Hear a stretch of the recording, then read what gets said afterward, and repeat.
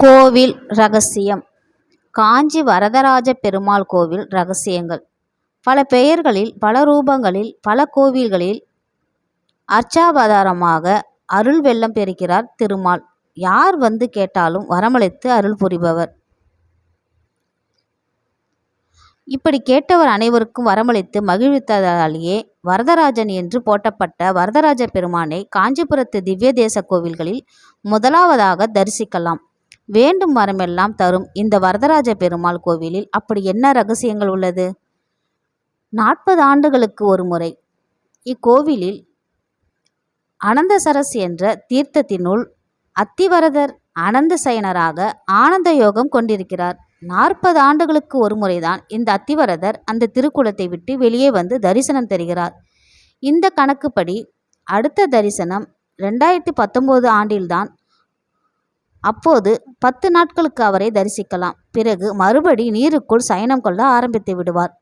அத்தி சிற்பம் அதிசயம். கற்சிற்ப காலத்துக்கு முன்னால் அத்தி மரத்தாலேயே இறை திருவுருவங்கள் உருவாக்கப்பட்டிருக்கின்றன என்பதற்கும், அத்தி மரம் எத்தனை வருடம் நீரில் ஊறினாலும் கெட்டுப்போகாது என்பதற்கும் சாட்சியாக இந்த அத்திவரதர் விளங்குகிறார். ஆங்கிலேயரின் பரிசு.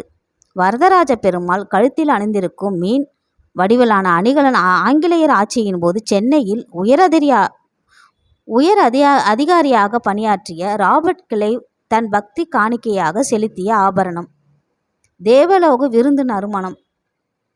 ஒவ்வொரு வருடமும் சித்ரா பௌர்ணமி அன்று இரவு 12 மணிக்கு பிரம்மன் வரதர் சன்னதிக்கு வந்து வரதரை பூஜிப்பதாக ஐதீகம். இந்த நேரத்தில் பெருமாளுக்கு நைவேத்தியமாக தயாரிக்கப்பட்ட பலகாரங்களை பெருமாள் சன்னதிக்குள் வைத்துவிட்டு வெளியே வந்து விடுகிறார்கள்.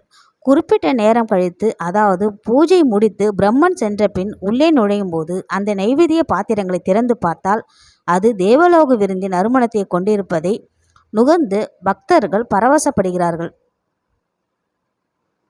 மூலவரின் முகத்தில் சூரிய கதிர்கள்.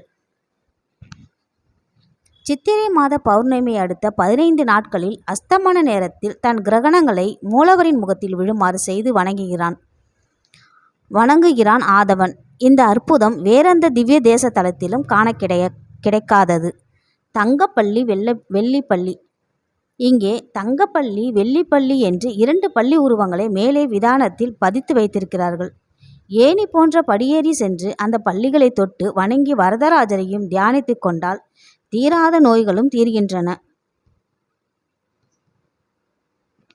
ஸ்ருங்கி பேரர் என்ற முனிவரின் புத்திரர்களான ஹேமன், சுக்லன் இருவரும் கௌதம முனிவரால் சாபம் பெற்று இவ்வாறு பள்ளிகளாக ஆனார்கள் என்றும், வரதரை வழிபட இந்திரன் வந்தபோது அவன் பார்வைப்பட்டு அவர்கள் சாப விமோசனம் பெற்றார்கள் என்றும் புராணம் சொல்கிறது.